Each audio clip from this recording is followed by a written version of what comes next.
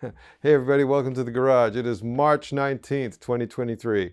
I'm your host, Rob. What's been going on is I have been building the transmission tunnel, and of course that's taken a whole lot longer than I thought it would. And in the interest of getting you guys some content, getting you guys something to watch that isn't 2 months out from the last video, I thought what I would do is split that up into two parts, just like I did for the engine and transmission mount.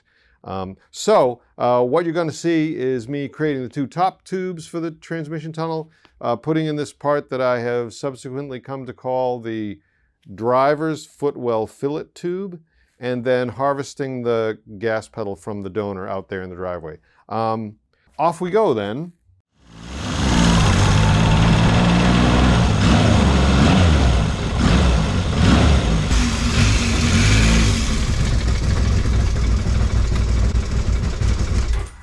Hi, I'm Rob.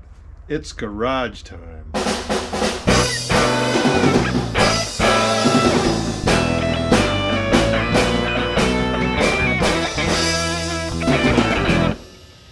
Yeah. Okay, see you later, bye.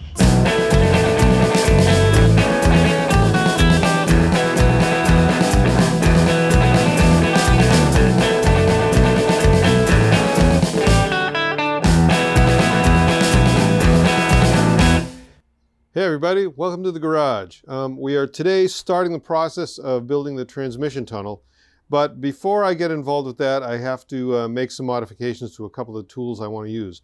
One of them is the chassis cart. Now, when I initially built the chassis cart, these were the casters that were originally on the cart, but they had these hard rubber wheels on them. And as you can see, the wheels have gotten damaged. And the other thing about hard rubber wheels is that when you've got something heavy on it, like for instance the Jag Special chassis, especially the Jag Special chassis with its suspension on and rear axle in, there's a lot of drag on these things, and it makes it kind of hard to roll it around. So the solution for that is to put metal wheels on it, to put steel or cast iron wheels. And so what I had done was I bought these steel wheel or cast iron wheel casters with the wheel that's the same diameter and a caster that's about the same height. But the problem is, as you can see, this base plate is much smaller than the original rubber wheel base plate. And the thing that's more important is the bearing diameter, this right here. That's the race for the ball bearings you can see inside there. This one is much larger and can take a much higher load than this one can. And what had happened was I had the Jag Special chassis on there with the axle in and the front suspension on. And when it hit one of the divots in the floor, it bent this joint right here. And the ball bearings fell out and that caster wouldn't turn. So what I figured I would do is take these casters, remove the hard rubber wheels, and then modify these wheels so that they would work in this caster. And that modification included boring out the hole through the wheel to 7/16 of an inch, and then making some spacers to put on either side of the cast iron wheel to make them work with these yokes. And so now what I'm going to do is I'm going to go put them on the chassis cart, and then we'll see about getting the chassis up onto the chassis cart.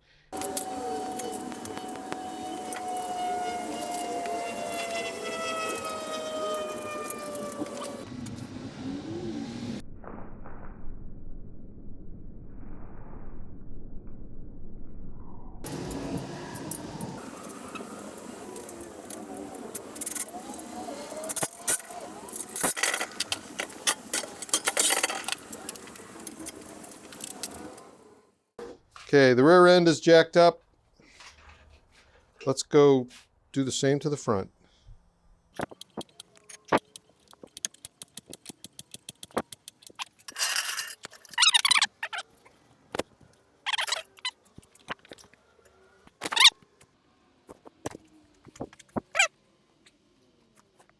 Well, it's on the chassis cart. Let's see how hard it is to move.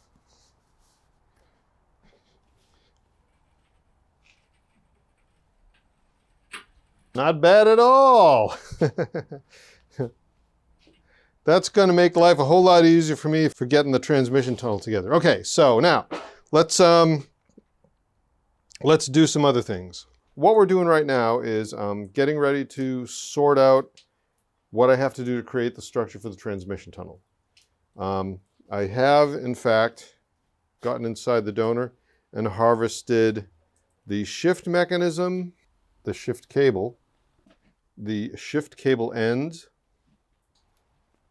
and the shift cable bracket, which goes about right here. I have just mocked up the shifter so that I could sit in the seat and figure out where I wanted it to be. This is perfect. As you can see, the seats are out so that I have full access to the transmission tunnel and the drive shaft tunnel. And now let's go look at a drawing so I can show you what I'm talking about. As you can see right here, there is a transmission tunnel designed in. Go to sheet 2, there it is right there. It comes up from the drive shaft tunnel and then rises up to the firewall. And as you can see right there, it goes from the width of the drive shaft tunnel, goes from the width of the drive shaft tunnel to the full width of the transmission tunnel opening. And that is not what I'm going to build. And the reason I'm not going to build it that way is because if I do, I will not have enough room to have both the gas pedal and the brake pedal in that space. Here's the brake pedal, obviously, which I have already heated and bent in a couple places to move it over this way about 1.5 inches. And then here I have space where the gas pedal's going to go. And so what I'm going to do is take tubes from the end of the drive shaft tunnel and bring them up to the firewall somewhere around here. And then I'm going to, down here, as you can see, I've got this piece of plywood here. I don't need all this space between the frame tubes and the shift actuator. There's going to be a piece of tubing down there that will be worked in right there to give me, I'm thinking maybe 3 inches of space will be plenty to go back there. And then that'll give me another 1 inch or so, 1.5 inches or so right here of width on this side. It'll give me plenty of room for the gas pedal, which I am going to harvest from that thing, just not today because it's a mess and wet and I have to lay on the ground to get at it, and we can't have that. No laying in the water. So the first thing I want to do is figure out where those 2 top tubes have to go. The 2 top tubes from the drive shaft tunnel up to the firewall. That's my first goal for today. So let's take some measurements. Let's write some numbers in the notebook and figure some stuff out.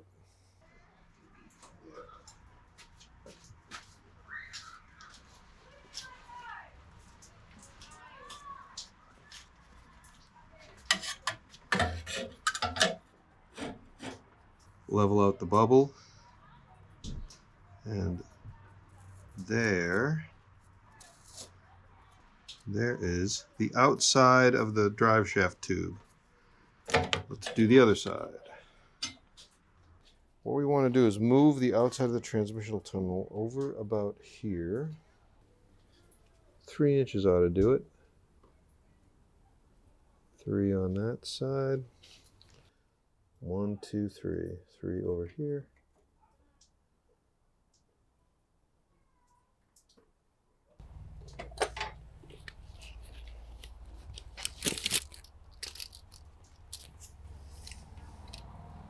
From there to there, which winds up being, oh, that sounds like lunchtime. It's just about 27 inches, yeah. Top tubes, overall length 27.25. All righty then. What did I say, 27 1/4? Sure. That.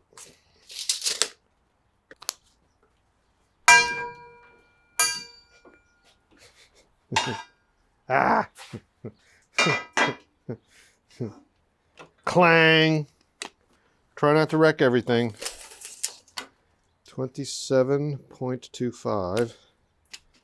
Yay. Let's chop some steel, shall we? Okay, so now we got to figure out what angle these tubes are going to go in. So it's going to go right about there to right about there. Each of these ends has to be cut to a compound angle. It's got to be cut to an angle this way, and it's got to be cut to an angle that way. So the way I'm going to do this, because hopefully I'm not an idiot, grab a couple of my big welding magnets. You can go here, and you can go here, and then the tube is going to go on the inside of this line, but because the tube on the drive shaft tunnel is 1 inch, I can put it on the outside of that and go to here, and the angles will be the same. So there's that. And we will draw 2 lines on that tube at this end of the tube, and then we can measure them and transfer them to both ends of the tube. Goes this way, like so, and then there. There we go. That, my friends, 8 degrees. This angle is going to be 70. Looks good. Okay, so it's 20 degrees that way, 8 degrees this way. So we bring it over here, and then that is that. That. We turn it this way.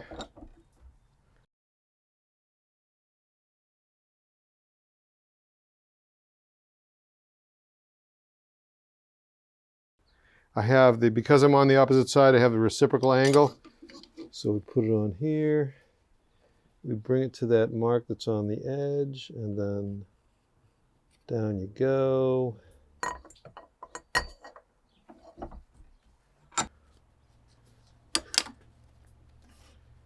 Yeah, that's perfect. Yep.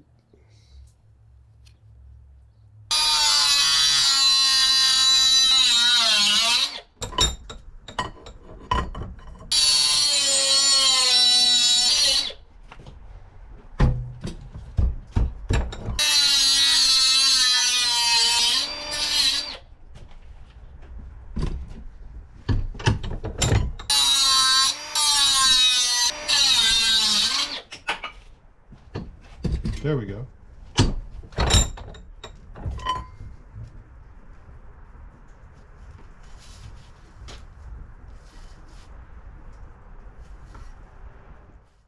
Hello everyone, it is a beautiful day out in the garage. We are back out here today to work some more on building the transmission tunnel. I got the driver's side top tube shaped and formed and mocked up in place. As you can see, there's a little bit of a gap between the bottom of this tube and the actual tube on the firewall. And I think once I relieve this tube to fit on the bottom of the firewall, the upper firewall flange, it'll fall right in there and everything's going to look pretty good. But before I do any of that, I have to cut the ends of the passenger side tube, which I just have kind of sitting in there. And then I will place both of them in their place. I will rub the paint off. I will smooth out a couple of welds. And then we'll fire up the welder and buzz those things in there. The next thing that you will see is both top tubes in place, ready for welding. As you can see, I've got my welding lid on, which means that I'm ready to weld these tubes in. The angles are cut and the appropriate paint is rubbed off. And so, yep, I'm ready to buzz these things in there. In the interest of full disclosure, it turns out that I took the, this is the passenger side tube. As you can see, it's been massaged at the firewall end. Fits perfect, but in massaging this, I happened to cut the tube 1/8 of an inch too short. And now there's a couple of ways that you can deal with something like that. The first being, of course, to just give up, throw this one on the scrap pile, and cut a new tube. But for stuff like this, that is a simple shortness of length, you can fill that gap. You don't want to fill it with weld, because if you fill it with weld, the heat stress of that fill will take the tube that you're trying to weld it to and pull it in. So what would happen is I would wind up distorting the drive shaft tube, and that would distort the floor, and I don't want to do that. So what I can do, and the thing that I have done in the past is, because it was just about exactly 1/8 of an inch, I went to my scrap pile and I got a piece of 1/8 inch plate, cut a small square, and tacked it to the end of the tube. That will fill that gap nicely, and then when I go to weld it, I'll be welding across both the tube and the plate to the drive shaft tunnel, and the distortion of heat stress will be minimized as much as I can. At any rate, we're going to fire up the welder. We're going to magnetize these two tubes in there and get some welding on. Yeah, welding is fun.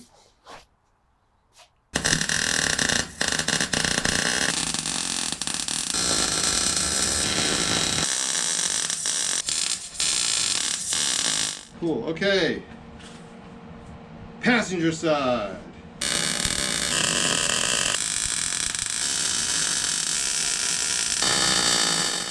Oh, not bad. I guess I got them all. There we go. As you can see right here, I put one of my welding sleeves over the slip yoke to protect the bare metal from spatter. Yay! Okay, so there's that. Welder off. Was that just a snowflake? What I'm doing now is I'm gonna harvest the throttle pedal so that I can put it in the Jag Special chassis and have a better idea of exactly how much space I need. It turns out that the throttle pedal is held on a bracket that attaches to this bulgy area of the firewall. Here's one bolt that goes through and attaches the bracket, and then right here, these are two weld nuts that have bolts on the other side. So first of all, let's grab the impact and see if we can get that one undone.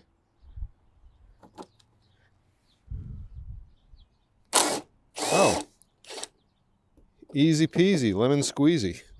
Now let's go down inside and see if we can get those other two bolts undone. Harvesting the throttle pedal, take 10. How the hell did they get that thing up in there? This is what I want to know. Let's see if we can get this on there. And get two hands up in there as best we can. Shite. Oh, it moved! Ish. That way.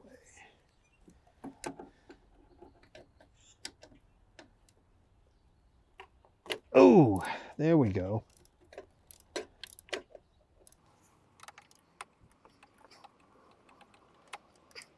Oh, I got it. I got that one anyway.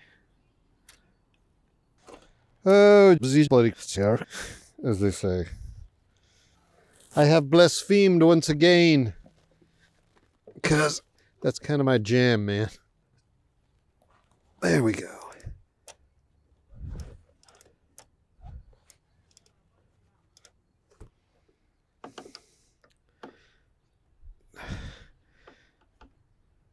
Ooh.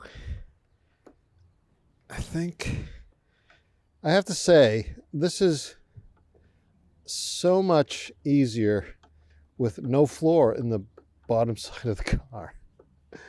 There we go. There it is. And there, my friends, is the throttle pedal assembly right there. Well, I have successfully harvested a Jaguar Series 2, Series 3 throttle pedal assembly with a mounting bracket, which makes me really happy because that way I don't have to design my own mounting bracket. Here we have the bracket, and where I want it to go is, I want it to go right about here, because that way I can take and put a piece of angle steel from the firewall to this tube here that I can put a bolt through to that part, and then I can just simply take a piece of rectangular tubing and weld it here and have my other mount right there.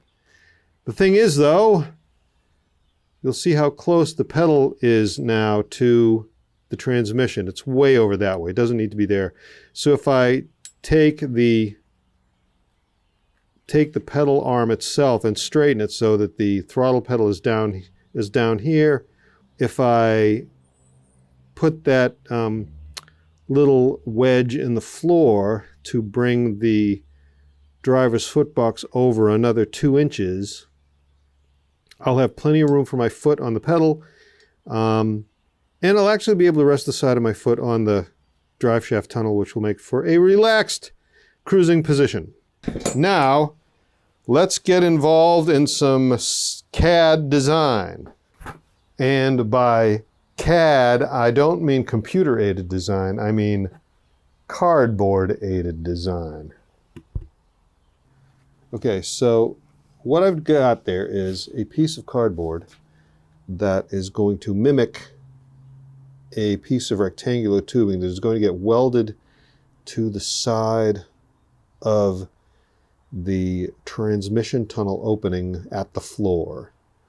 One thing I want to do is I want to notch that cardboard so that I can bring it all the way up here to the firewall side of the tube.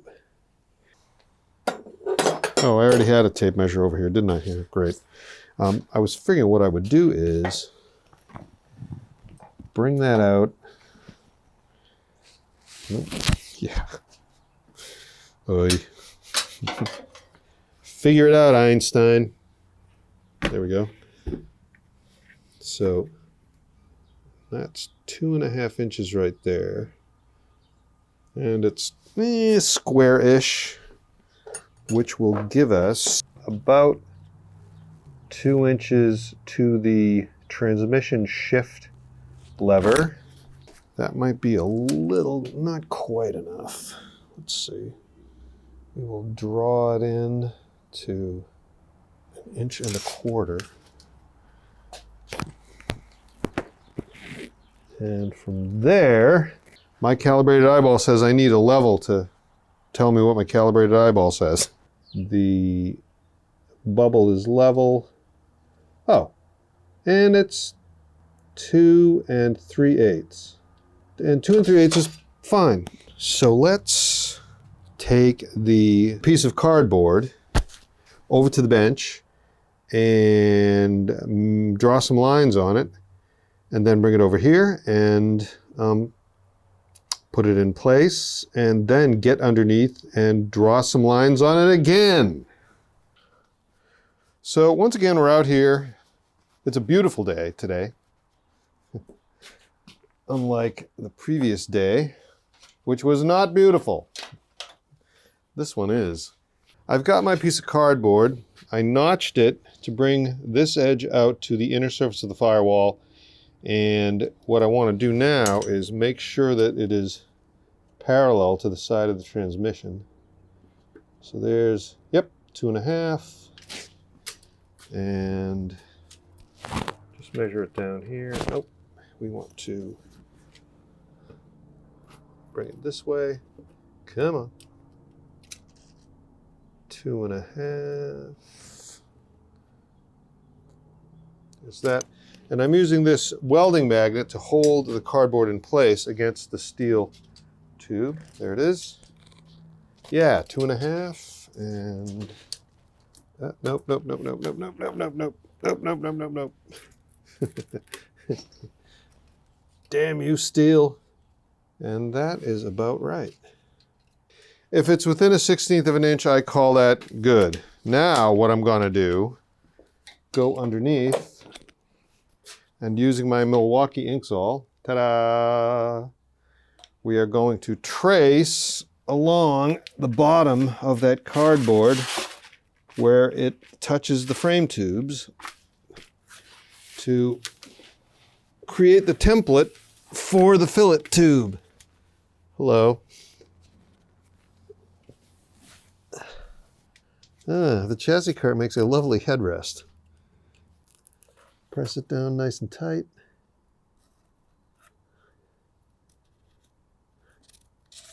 I know you can't see what I'm doing, but that's okay.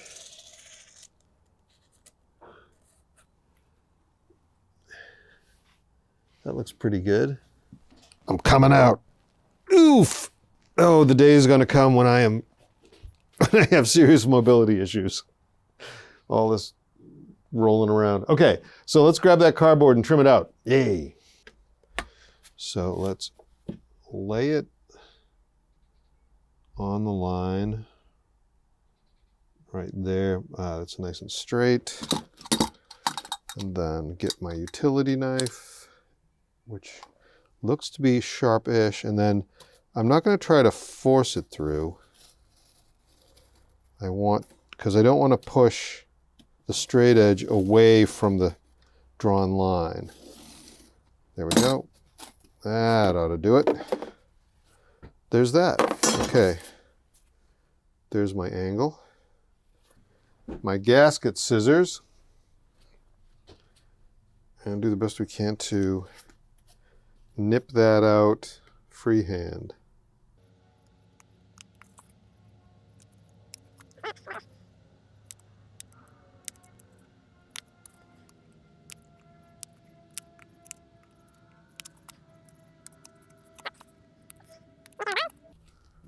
There we go. There's our template. So what we have here is my tool that I like to call my anchor block.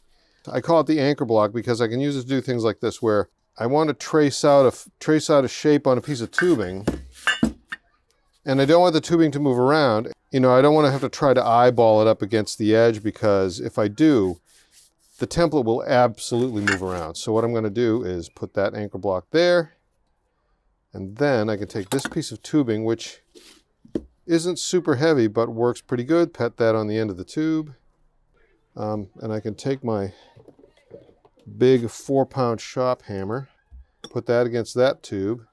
Here comes my favorite pen. I'm doing this the wrong way, aren't I? Because I'm right-handed. There we go. We will, boom. And then this.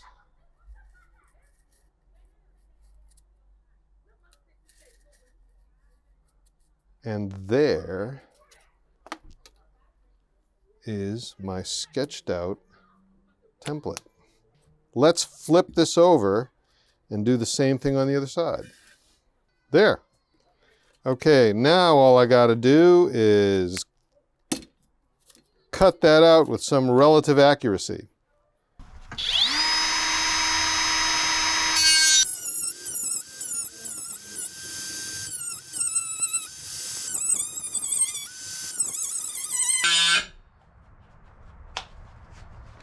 Yep. Yep. Needs a new battery.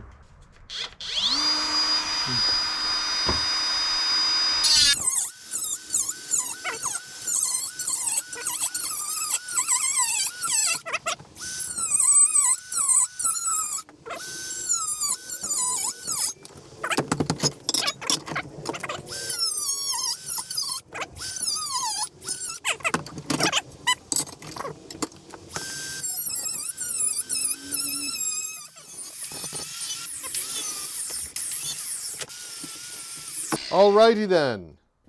Ta-da! That looks about right. Yay.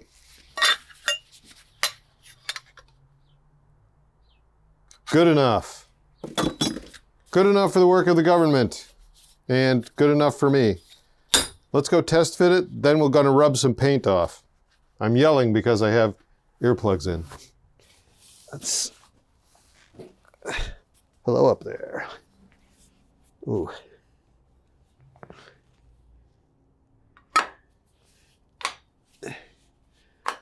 There.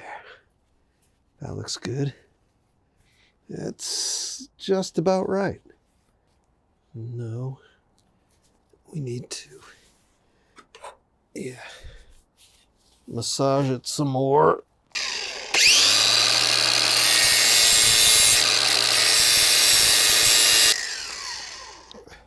Once more with feeling. Yay. Oh. Muy bueno. There we go. Much better. Yeah, that'll do. It's still a little... Oh no, yeah, I'm doing good. Yeah, there's no more gappiness here. Before I could see light from up there through this gap right here. Now I can't. That counts. I like that. So let's fire up the welder and...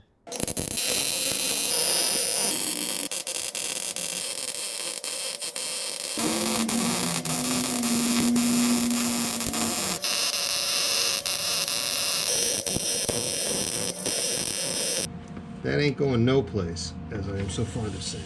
Oh, yes. Hey, here I am sitting on the floor next to the Jag Special, and the driver's footwell fillet tube is in. So, next phase of the project. The engine has to come out, then we're going to put in another 1, 2, 3, 4, 5, 6 more tubes. And with any luck, that will go more quickly than this did. 1, 2, 1, 2, 3, 4.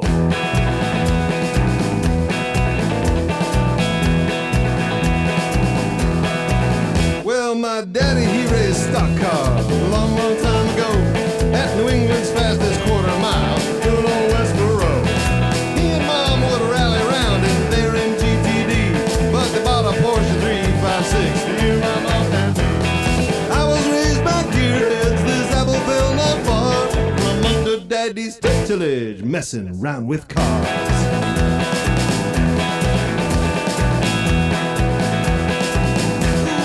Time for donuts.